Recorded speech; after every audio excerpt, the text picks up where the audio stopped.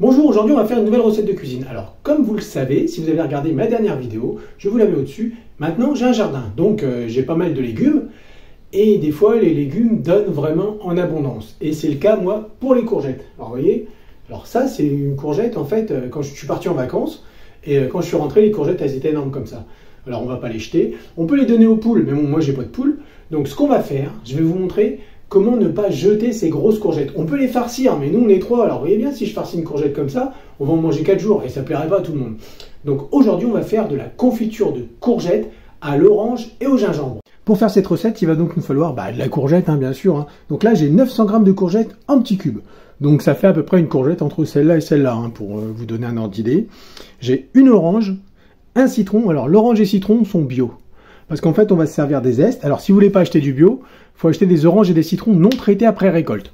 Ça permet d'avoir des zestes sans produits chimiques. C'est malheureux de faire avec les courgettes du jardin si on rajoute plein de trucs pas trop top. Avec ça, je vais avoir un petit peu de feuilles de menthe qu'on peut remplacer par de la vanille. Si vous voulez rajouter une gousse de vanille, mais c'est ou vanille ou menthe, pas les deux. Et un doigt de gingembre. Et bien sûr le sucre. Là, j'ai 700 g de sucre pour 900 g de courgettes. La première chose à faire, ça va être préparer les ingrédients additionnels, je dirais. Parce qu'une confiture, c'est quoi C'est de la courgette et du sucre. Donc, on va zester l'orange. Donc, je découpe la peau. Même s'il y a du blanc, c'est pas grave, j'enlèverai après. Après, je découpe des petits filaments, des petits zestes. Maintenant, on va récupérer la chair de l'orange. Je vais enlever la peau et je vais découper.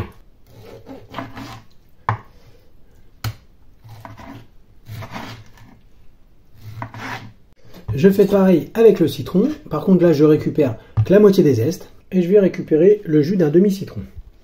Ou si vous voulez vraiment, on peut faire très bien le jus d'un citron. Alors oui, je sais, j'ai pas de presse-agrumes. Bon.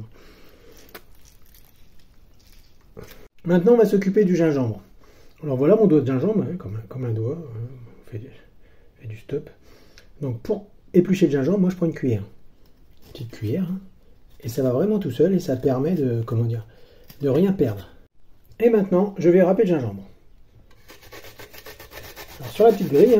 Alors après, si vous n'avez pas de râpe, vous pouvez très bien le couper au couteau. Alors maintenant, si vous avez un poêlon en cuivre ou un truc comme ça, comme chez Mamie Fricotin, vous pouvez faire dedans.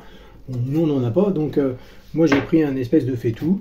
Je vais y incorporer tous les ingrédients. Donc, les courgettes, orange, jus d'un demi-citron et les zestes d'une orange non traitée, ainsi que d'un citron, d'un demi-citron. Donc moi je laisse toujours un petit peu infuser, vous voyez, j'écrase un peu avant de mettre mon sucre.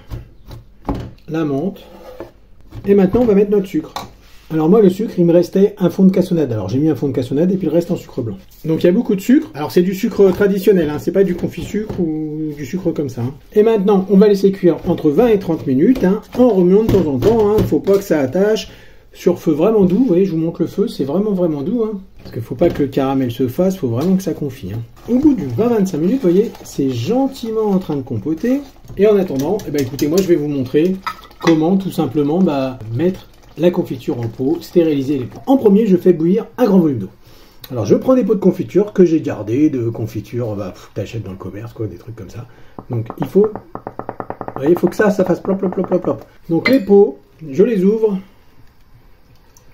Et je les mets dans ma casserole. Donc on va laisser bouillir tranquillement, on va amener à 100 degrés. Et après, je vous montre, après je les mets, là j'ai un linge, je les retourne sur un linge.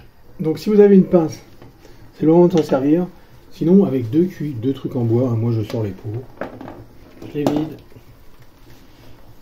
Et je les dispose sur mon torchon, côté couvercle en bas. Voilà, en fait j'ai pu faire 3 pots de confiture. Parce que, à mon avis, avec l'évaporation de l'eau et puis tout ça, on a perdu un petit peu de poids, c'est tout à fait normal. Alors, une fois mes bocaux remplis, je les mets dans une cocotte minute, je mets un linge au fond, et je mets à peu près, je laisse entre 1 et 2 cm d'eau au-dessus. Vous voyez, sont là mes bocaux. Je vais fermer la cocotte et je vais les stériliser. Je vais les stériliser une quinzaine de minutes au début du sifflement, c'est-à-dire à la reprise de l'ébullition. Et ben voilà les amis, encore une courgette de sauvée. Donc la confiture elle est vraiment excellente. Donc la courgette ça n'a pas forcément un goût très prononcé. Ça va être vraiment ce que vous allez mettre dedans. Là ça a vraiment un goût de marmelade d'orange, de choses comme ça. Alors c'est très bon avec de la charcuterie, des choses comme ça, hein, comme un confit d'oignon, un petit peu, hein, ou un foie gras, ou un petit peu de fromage, un fromage assez fort. Ça va très bien avec un fromage assez fort, un chèvre assez fort, des choses comme ça. Ou alors le matin au petit-déj. Hein. Et voilà. Bonne journée à tous et merci d'avoir regardé la vidéo jusqu'au bout.